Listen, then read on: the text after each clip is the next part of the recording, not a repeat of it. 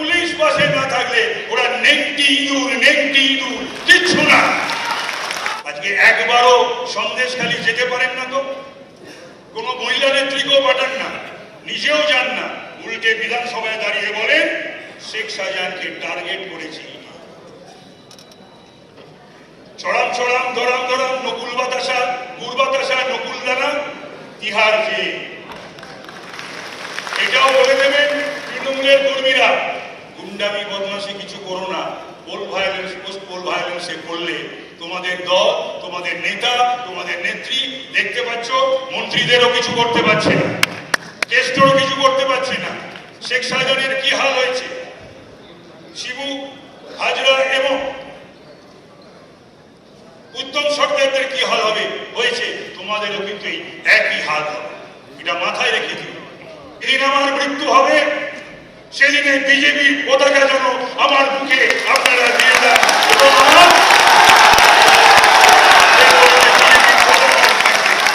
সুতরাং গুন্ডামির কোন জায়গা নেই। আর যদি তা থাকতো তাহলে নকশাল রাজ করতো বাংলার বুকে। আর যদি সেটা থাকতো কংগ্রেসি গুন্ডারা ৭২ থেকে ৭৭-এর পরে বাংলায় রাজ করত। আর যদি সেটা হতো তাহলে ৭৭ থেকে ২০১১ সিপিএম এর গুন্ডারা আজকে রাজ করত। এদের থেকে বড় দল তৃণমূল নয়। তাই আমি আপনাদের বলবো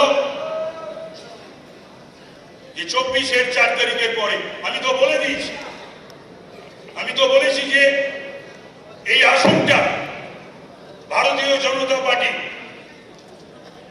এবং সেটার জন্য যা যা করার আমি করেছি করছি, এবং জাতীয় এবং রাজ্য নেতাদের বলবো, আপনাদের বলবো আরো যদি আমায় কিছু করতে হয় আপনারা বলুন, আমি সেটাই করব। I shall leave no stone unturned। এটা যেন আমাকে প্রার্থী হিসাবে কখনো শুনতে না হয় কারোর কাছ থেকে। ভুল ত্রুটি টু আর ইজ হিউম্যান, যদি করি আপনারা তৎক্ষণাৎ আমাকে শুধরে দেবেন। আমি যদি শুধরে না নিই তখন বলবেন। আর একটা কথা বলেই আমি আমার বক্তব্য শেষ করছি। প্রতিটি মানুষেরই মৃত্যু হয়, আমারও হবে। যেদিন আমার মৃত্যু হবে সেদিনে বিজেপির পতাকা যেন আমার বুকে আপনারা দিয়ে দেন।